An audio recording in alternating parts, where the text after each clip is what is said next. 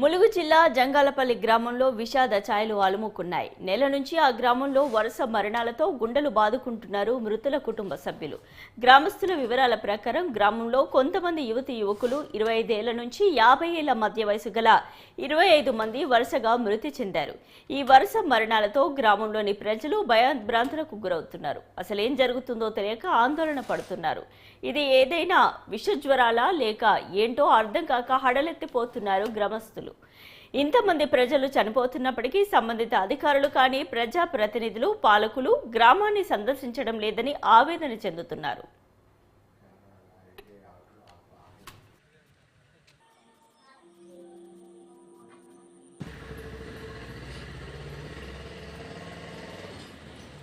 ఎవరు పెద్దలు పట్టించుకుంటలేరు.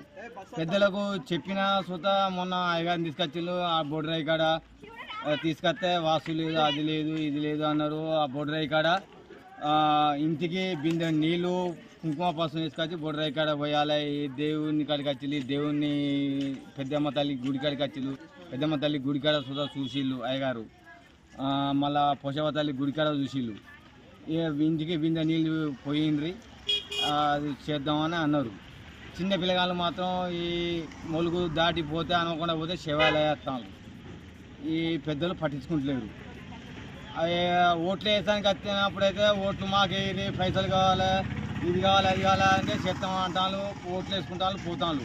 అదే మంత్రి సీతక్కనే ఎమ్మెల్యే ఉన్నప్పుడు 3 సార్లు గెలిచింది. ఇప్పుడు సీతక్క మీ ఊరినే ఎమ్మెల్యే గెలిచిన మీ జంగల్పల్లి గ్రామంలో మంచిగా మెజార్టీ వచ్చింది, నేను చూసుకుంటా అన్నది ఇంతవరకు చూడలే. ఒక మంత్రి పదవి వచ్చినప్పుడు వచ్చింది, చూసింది. కరువు పని కనుక వచ్చింది.